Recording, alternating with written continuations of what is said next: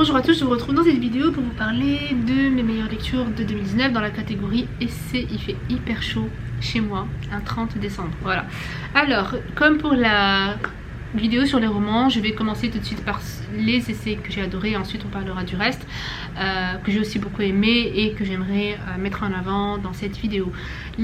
Pour cette catégorie, il y a deux titres qui sont ex aequo. Le premier, c'est le féminisme décolonial de Françoise Vergès et le mythe de la virilité d'Olivia Gazalet.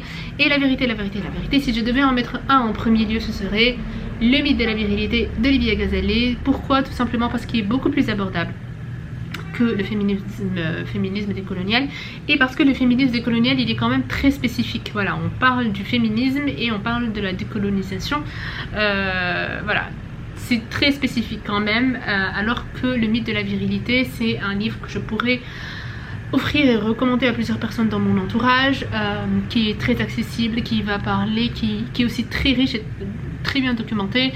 Ça va aborder le sujet de la virilité d'un point de vue scientifique, d'un point de vue social, d'un point de vue littéraire, la virilité dans la littérature, d'un point de vue politique. Comment est-ce qu'aujourd'hui la virilité sert la société politique dans laquelle on vit, etc. etc. Il est passionnant, il est excellent, je vous le recommande à 1000%. Ensuite, vous aurez, j'espère que j'aurai publié la vidéo sur Invisible Women avant celle-ci, et du coup j'ai fait une vidéo spéciale par rapport à ce livre là que je conseille aussi énormément. C'est un essai qui va raconter, qui va montrer à quel point toutes les statistiques et les données qu'on a aujourd'hui, elles sont terriblement biaisées, puisque elles sont souvent basées sur des données masculines uniquement, et qu'on prend très rarement les femmes en considération lorsque on fait n'importe quelle étude. Quand on fait n'importe quelle étude dont les résultats vont servir à prendre des décisions qui sont liées à notre vie de tous les jours, qui sont liées à notre santé, qui sont liées à beaucoup de choses. Donc voilà, c'est un livre que je recommande énormément. Il existe en anglais, je crois qu'il a été écrit à la base en anglais, je sais pas s'il est traduit, mais j'espère qu'il le sera. Et en tout cas, c'est une très bonne lecture. Même si moi je l'ai pas tout lu, etc., mais bon, ça je l'ai expliqué dans mon autre vidéo. N'empêche que ça reste une excellente lecture qui pourrait sans doute intéresser beaucoup plus d'autres personnes, voilà, que moi. Ensuite, un livre qui a aussi marqué mon année et qui a changé ma vision des choses par rapport à un certain sujet. Il s'agit de Happycracy, que j'avais également abordé dans d'autres vidéos. Ensuite, un essai lié à la littérature. Il s'agit du livre de Pierre Bayard, Et si les œuvres changeaient d'auteur, que j'avais beaucoup aimé. J'en avais également aussi parlé dans une autre vidéo. Ensuite, un essai que j'ai lu en début d'année. Il s'agit de La désobéissance civile de Thoreau. Lui par contre, franchement, il serait genre le numéro 3. Voilà. Premier, mythe de la virilité. Deuxième, le féminisme décolonial. Et le troisième, ce serait La désobéissance civile de Thoreau.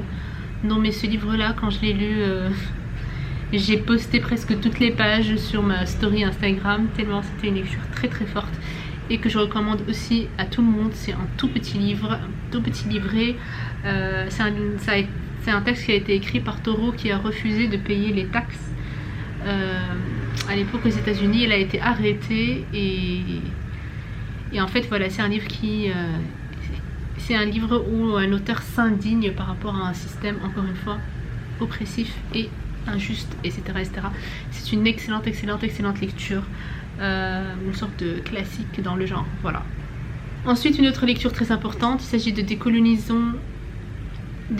Décolonisons les arts. Ce livre-là, j'en ai parlé dans tellement de fois. J'en ai parlé l'année dernière et j'en reparle encore cette année. Et j'avais prévu de le relire cette année. Le relire encore une fois, mais je ne l'ai pas encore fait. Mais voilà,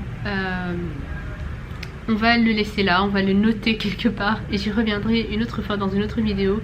Mais c'est également une lecture essentielle qui est à 100% dans la déconstruction. C'est-à-dire que quand on le lit, c'est un livre qui vous permet de déconstruire toutes les pensées, les attitudes, les croyances que vous aviez jusque-là et dont vous n'étiez pas conscient que vous les avez que ce sont des pensées coloniales en fait. D'où le titre Décolonisons les arts. Et en fait, c'est un recueil de textes de plusieurs artistes, notamment des écrivains de pièces de théâtre, etc., qui chacun d'eux raconte comment ils essaient et comment ils militent aussi dans leur profession de tous les jours à décoloniser, à déconstruire voilà, tout cet héritage et toutes ces règles qui sont un petit peu imposées, qui ont été imposées par la colonisation et qui ont été imposées et qui impactent le milieu artistique dans lequel ils opèrent, ils et elles opèrent. Voilà. Ensuite, deux autres livres, Girls Will Be Girls, un autre essai féministe que j'ai beaucoup aimé, qui parle pas mal de la relation des femmes avec leur corps, d'accepter son corps tel qu'il est, voilà, de pas s'épiler si on n'a pas envie, et pourquoi les filles doivent s'épiler alors que les mecs ne s'épilent pas, etc., etc. Voilà, c'est un vague sujet qu'on pourrait aborder en long et en large dans une autre vidéo, mais là ce n'est pas le but. Mais c'était un superbe essai. Et Lilia de la chaîne, je crois que sa chaîne s'appelle aussi Lire avec Lilia, en tout cas c'est son pseudo sur Instagram, elle l'avait aussi lu et elle avait parlé aussi de ce livre, donc peut-être que je vous mettrai aussi le lien vers sa chaîne et vers sa vidéo si vous voulez avoir son avis aussi. Elle avait aussi beaucoup aimé. Et enfin un livre que vous connaissez tous, dont vous avez entendu parler, il s'agit de Devenir de Michelle Obama, que j'avais écouté en audio en début d'année et que j'avais adoré. C'est une femme qui est très forte, qui a beaucoup de charisme, qui a une confiance en elle, mais parfaite, idéale. Voilà, que j'ai beaucoup aimé et que je recommande aussi aux personnes, sachant que ça pourrait intéresser, sachant que moi avant je connaissais Michelle Obama de nom, voilà, je n'ai jamais été fan, je ne l'ai jamais suffisamment suivie pour la connaître, suffisamment pour être fan, mais j'ai été curieuse de lire ce livre et je l'ai beaucoup aimé. Voilà, ça nous apprend beaucoup de choses, et ça nous fait prendre conscience de beaucoup de choses et ça nous donne beaucoup de force à nous en tant que femmes, que ce soit dans notre vie personnelle, que ce soit dans les relations de couple. Non mais comment elle gère sa relation avec Obama, encore une fois, voilà, chapeau bas. On apprend beaucoup, voilà, en tout cas moi personnellement j'ai beaucoup appris en lisant ce livre là et je vous le recommande parce que voilà, c'est très intéressant et on voit aussi surtout que la confiance en soi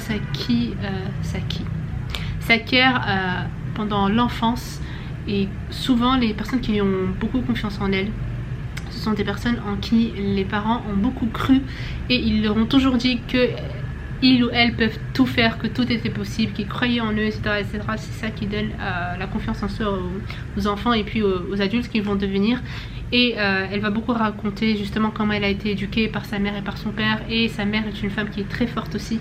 Donc voilà, franchement les personnages principaux de cet essai là, il y a Michelle Obama, il y a sa mère, et après il y a Barack Obama et le reste de sa famille.